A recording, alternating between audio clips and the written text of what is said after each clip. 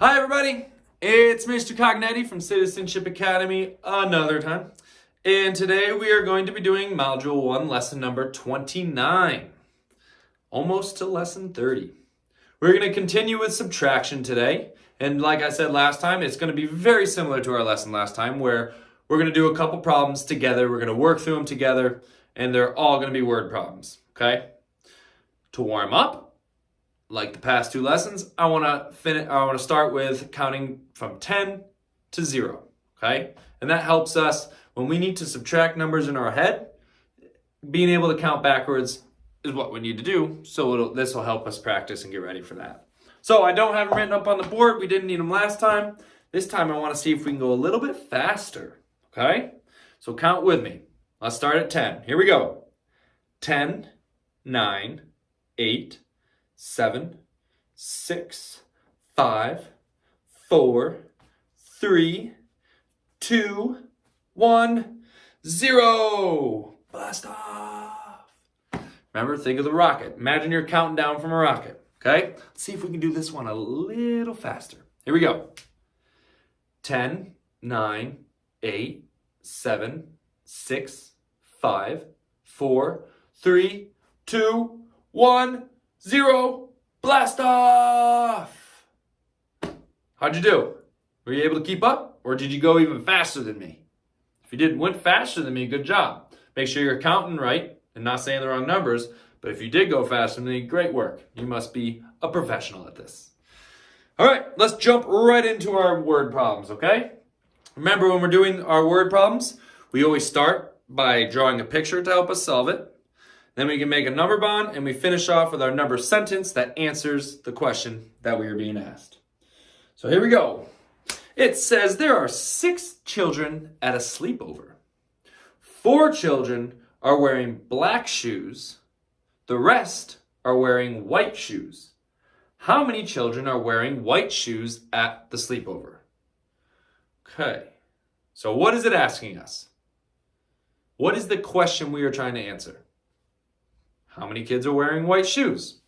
I'm going to read it again, and then I'm going to ask you what we know from the word problem, or what information the word problem is telling us. Pay attention to numbers, okay? There's a hint. There are 6 children at a sleepover. 4 children are wearing black shoes. How many are wearing white shoes? Okay, so what do we know? How many children are at this sleepover? 6. Good job. Our first step in anything is to draw a picture. Say it with me, ready? Draw a picture. So we're going to draw a picture of 6 kids at a sleepover. Remember, they're going to be circles. We keep our drawings nice and simple. So draw 6 with me. 1, 2, 3, 4, 5. There's my first row, and I got to keep going, so I'm going to go to my next row. 6. Remember, this is just like a 10 frame. I have space on my whiteboard to write over here, but not in my 10 frame. Once you get to 5, you go to the next row. So here's 6. 1, 2, 3, 4, 5, 6. So this is 6 kids at the sleepover. Now it said 4 children are wearing black shoes. So of these 6, 4 are wearing black shoes. How can I show that? Could I cross them off? I could cross them off, but in our last lesson, we crossed off circles because some of the frogs were jumping off the log into the water, or some of the students were leaving a sleepover. It means they left. The kids who were wearing black shoes, did they leave? No, they didn't leave. So I'm not going to cross them off. I could, but I'm not going to. I'm going to circle them. So I'm going to circle 4. 1, 2, 3, 4. So there, I just circled 4, and those are my 4 that have black shoes on. What are we left with? Well, we're left with the kids who have white shoes on, because it says the rest are wearing white. So if these are the kids that are wearing black shoes, that must mean the rest are wearing white. How many kids are wearing white shoes? 1, 2. All right, we answered the question. 2 kids are wearing white shoes. Are we done? Not yet. We got the answer, but I want to know how we got the answer. We got to show some work. Okay? So I want to make a number bond. because I need to show my number sentence that goes along with the story. And to do that, I like using a number bond to help me out. All right, so we have our part, and our whole. What is our whole? How many kids are at this, or how many our kids are at this sleepover all together? Doesn't matter what color shoes they're wearing. There's 6 of them. 1, 2, 3, 4, 5, 6. So where does that go? That's our whole. Does it go in one of these bottom circles, or does it go in the top? It goes in the top. So we're going to put 6 there. Go ahead and do that. Also, anytime throughout this lesson where you need more time to get your drawing to look like mine, pause the video, okay? You can do that whenever you want. So, our whole is 6. Now, we have 2 parts. Some of our kids are wearing black shoes. Some of our kids are wearing white shoes. All right? Black shoes, white shoes. How many kids are wearing black shoes? 4. 1, 2, 3, 4. How many kids are wearing white shoes? 1, 2. So 2. So there's our number bond. Step 2 is done. Now step 3 is to write a number sentence. When we are writing a subtraction sentence, which number do we start with? Do we do part plus part equals whole? No, because I just said plus. I said part plus part equals whole. We start with the biggest number, which is 6. That's our whole. So we write 6. And then our minus sign. And we want to subtract the number of kids who have black shoes, because that's what the word problem told us. So we get rid of our 4. And we're going around in a circle this way. So 6 minus 4 equals 6 minus 4 equals 2. There we go. 6 minus 4 equals 2. Awesome job. There we go. We had 6 at the party. We put the 4 that are wearing black shoes into a group to find out how many are wearing white shoes. And we're left with how many are wearing white shoes, which is 2. Now, if I were to ask you to turn this into an addition sentence with a plus sign, you could look up here and move these numbers around, or you could just look at the number bond you made. Part plus part equals whole. You could do 4 plus 2 equals 6. 4 kids wearing black shoes plus the 2 kids wearing white shoes equals 6 kids all together. Good job. All right, that's a lot of work. It's a lot of thinking you're doing to solve this problem. And showing our work is showing our thinking. You guys did a great job with it. Let's do another one. Let me find a good one. Give me a second. All righty, here we go. Here we go. Let me erase. Give me a second. You can take this time to make sure you have enough blank space on your piece of paper or your whiteboard to solve our next problem. Get rid of the picture. Okie dokie. Let's do this. Let's listen to the problem.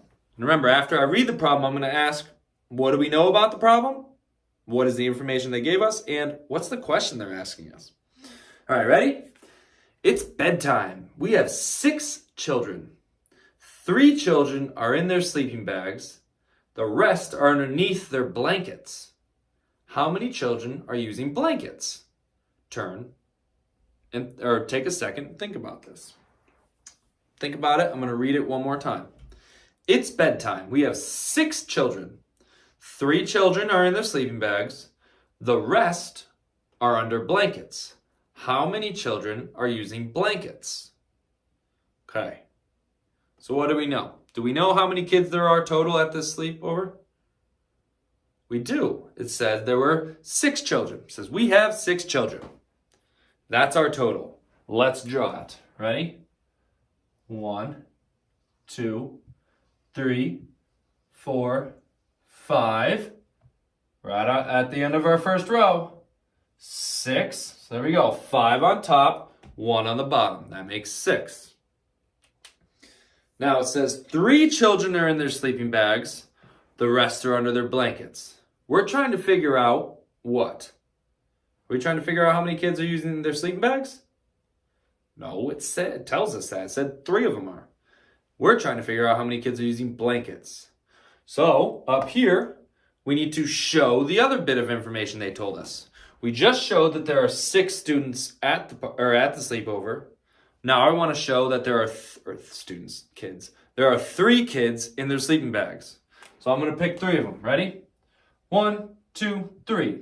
Those are going to be the 3 kids that are in their sleeping bags.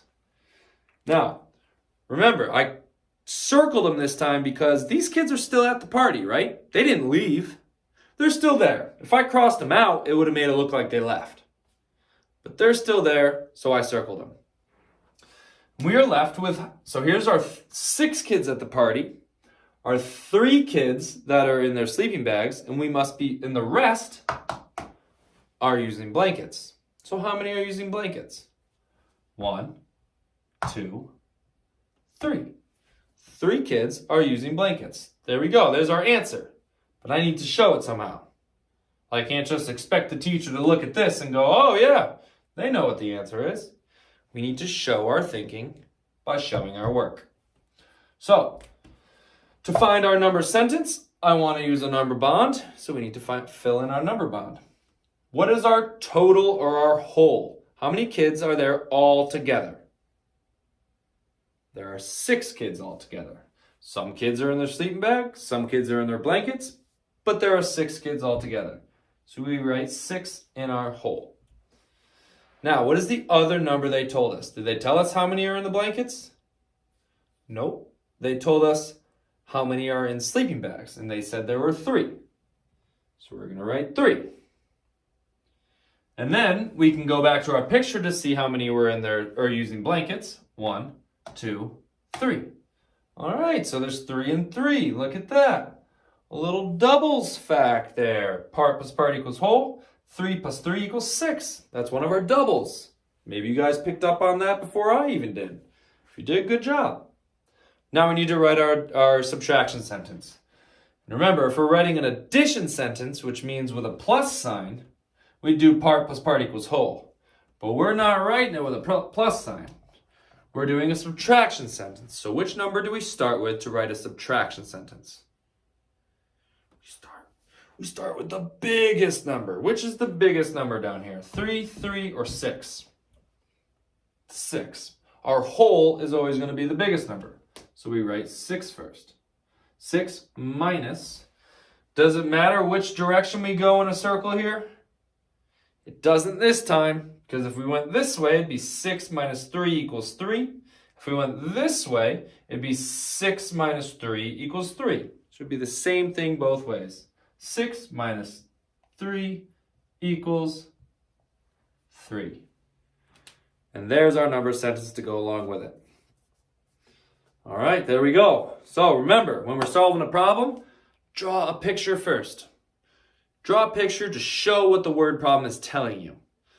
It's a lot easier to visualize something when we have a math picture drawn. Then use your number bond to help you find your number sentence that you need. And once again, why did I circle these and yesterday I was crossing things out? I circled them today because these kids weren't leaving. It didn't say in the word problem that kids left. It just said we just split them up into 2 groups. All 6 were still there. So that's why I didn't cross them out. Could we have solved this problem by crossing them out? Yes.